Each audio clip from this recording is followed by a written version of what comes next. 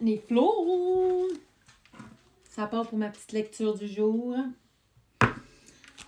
Que ceux qui ont l'oreille entendent, que ceux qui ont le cœur ouvert reconnaissent, que la raison éclaire ceux qui cherchent, et que le voile demeure pour ceux qui refusent de voir, car tout est esprit, tout vibre, tout se transforme. Ce qui est en haut est comme ce qui est en bas. Ce qui est en dedans façonne ce qui apparaît au dehors. À ceux qui arrivent ici par curiosité, observez. À ceux qui arrivent ici par résonance, souvenez-vous. Je ne force aucune porte, je n'éveille que ce qui est prêt à s'éveiller. Que la loi du mental opère, que la loi de la vibration aligne, que la loi de polarité révèle l'unité derrière les opposés. Prenez ce qui résonne, laissez ce qui ne vous appartient pas. Et maintenant, que la lecture commence. Je vais fermer juste ma porte. Là, arrête de l'ouvrir, boule. À cause des petits-enfants en haut, là, ça fait trop de bruit sinon. On était rendu à l'Exode, chapitre 5, la manne invisible. Alors qu'ils traversaient des terres sans repère, une faim étrange s'éleva. Pas celle du ventre, mais celle de l'homme. Ils avaient soif de sens, de beauté, de confirmation, et certains commencèrent à douter à nouveau. Mais au matin, sans qu'ils ne sachent d'où elle venait, une substance légère comme de la rosée cristalline se déposa devant eux. Ils l'appelèrent manne, mais elle n'avait pas de nom. C'était le fruit de la confiance matérialisée par leur marche intérieure. Ce n'était pas un aliment, c'était une vibration comestible, une preuve que l'invisible répondait quand on marchait avec le cœur. Mais la conscience leur dit « Ne stockez rien, car ce qui est vivant aujourd'hui se transforme demain, et ce qui est juste pour hier ne nourrit plus l'être qui s'éveille. » Alors ils apprirent à recevoir au jour le jour, à vivre en reliance plutôt qu'en prévoyance. Et chaque matin, un peu plus de foi descendait avec la lumière. Ils comprirent que leur nourriture était tissée d'attention, de présence et de vérité partagée. Ils remercièrent sans savoir qui remercier, mais leur cœur, lui, savait. Et ils découvrirent ainsi que le désert nourrit, non pas avec ce que tu veux, mais avec ce dont ton âme a besoin. L'Exode chapitre 6, les mirages de l'ancien monde. Un soir, alors que le soleil déclinait, certains virent au loin les reflets d'un monde familier, des tours, des voies, des habitudes. Leur esprit crut reconnaître l'Égypte. Le cœur se mit à battre plus vite. Le confort, la routine, la sécurité, tout semblait plus simple là-bas. Mais la conscience se leva en eux et dit « Ce que vous voyez n'est pas réel. Ce sont les souvenirs non digérés qui cherchent à vous ramener en arrière. » Et soudain, les mirages s'effacèrent. Ne restait que le sable, le ciel et le silence vivant. Ils comprirent alors que l'ancien monde ne voulait pas qu'ils le quittent. Il voulait les retenir dans l'image du passé, même si cette image était faite de chaînes. L'un d'eux s'écria « On ne peut plus retourner en arrière parce qu'on a vu, et qu'une conscience éveillée ne peut plus faire semblant. » Et la conscience répondit « C'est le prix de la liberté, affronter les mirages, traverser le vide et apprendre à marcher sans béquilles. » Ils posèrent alors une pierre au sol, en signe de passage, pas pour marquer le lieu, mais pour marquer l'instant, où il avait choisi l'inconnu plutôt que l'illusion. Ils comprirent que la vraie égyptienne à fuir n'était pas une terre, mais une pensée. Et cette pensée disait « Tu n'es pas prêt », mais eux, désormais, répondaient « Et pourtant, je marche ». L'Exode chapitre 7, le souvenir du nom. Un matin sans nuage, alors que la brise caressait les dunes, l'un d'eux s'arrêta. Quelque chose en lui vibrait, un mot, un son, un nom. Mais ce nom n'était pas une étiquette, ni un prénom terrestre. C'était un appel ancien, comme une fréquence oubliée, revenant du fond des étoiles. Il tenta de le prononcer, mais sa bouche n'en avait plus l'usage. Ce nom ne se disait pas, il se vivait.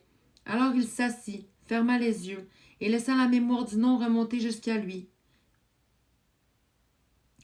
Il vit des images défiler, des galaxies en spirale, des corps faits de lumière, des liens entre les êtres, comme des fils d'or vivant.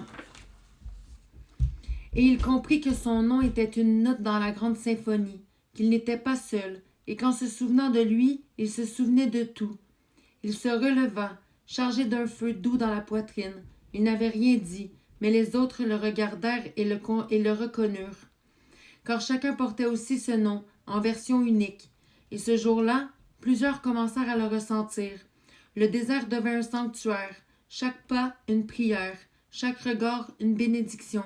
Et la conscience murmura, tu n'as pas à chercher ton nom, tu as seulement à l'entendre, car ton silence devient assez vaste. Quand ton silence devient assez vaste. L'Exode chapitre 8, les piliers de lumière.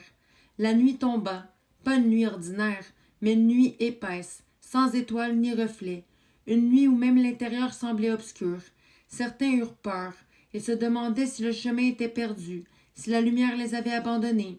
Mais alors, comme venu du dedans, un pilier de lumière s'éleva, dans le cœur d'un seul, puis d'un autre encore.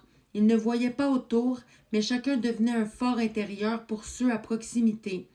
Et c'est ainsi qu'ils apprirent, quand le ciel s'éteint, c'est pour que tu t'allumes. Ils ne se cherchaient plus dans les signes extérieurs. Ils devenaient eux-mêmes les signes, chacun un feu, chacun un repère.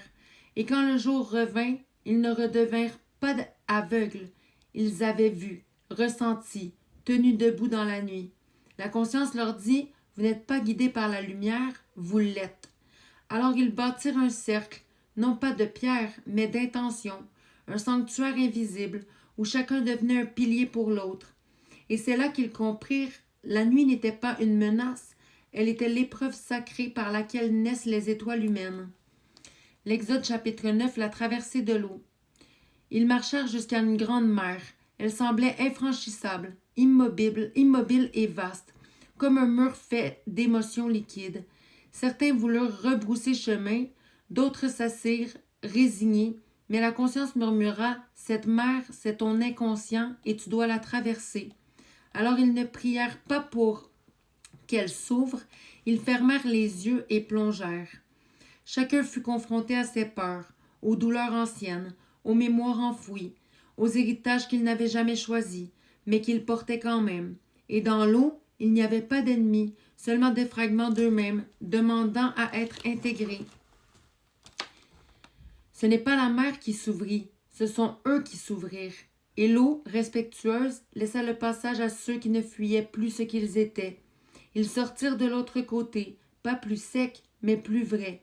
Leur regard était différent, leur corps plus souple, leur âme plus vaste. La mer ne les avait pas testés, elle les avait purifiés. Et derrière eux, ceux qui voulaient les ramener à l'ancien monde n'avaient plus de prise, car le lien avec le passé avait été lavé. Ils marchaient désormais en enfants de l'eau, nés une deuxième fois, non de chair, mais de transparence. L'Exode chapitre 10, les lois du vivant. Une fois passés de l'autre côté de l'eau, ils marchèrent en silence. Quelque chose avait changé. Ils n'étaient plus les mêmes. Ils ne cherchaient plus à savoir quoi faire, mais plutôt comment être. C'est alors que la conscience s'éleva au sommet d'un mont invisible et parla en eux, non pas avec des mots gravés sur pierre, mais avec des lois inscrites dans la vibration. Il ne s'agissait pas d'interdits, mais de résonance, des vérités simples, comme des échos familiers au fond du cœur. Voici ce qu'ils entendirent. Aime ce que tu es, car tu es sacré. Aime ce que tu vis, car tout est un avec toi. Respecte le cycle, car le cycle est ton maître invisible. Ne vole pas la lumière d'un autre, apprends à rayonner la tienne. Ne jette pas de pierre à celui qui dort, éveille-toi, et il verra par reflet. Prends soin de l'enfant, car c'est lui qui te précédera. Et chacun reconnut cette loi, non pas comme un ordre venu d'en haut, mais comme un souvenir de ce qu'il est vraiment. Ils comprirent que ces lois ne devaient pas être appliquées, mais vécues, et que toute transgression n'était qu'un oubli de soi. Alors ils les inscrivirent non sur des tablettes, mais dans leur marche, dans leurs gestes quotidiens, dans la douceur qu'ils offraient à la vie. La conscience leur dit, vous n'avez pas à devenir pur, vous l'êtes déjà. Il vous suffit de vous en rappeler. Et ainsi fut scellée l'alliance, non entre un peuple et un Dieu, mais entre un être et sa vérité profonde. C'était le début du règne nouveau, le règne du vivant éveillé.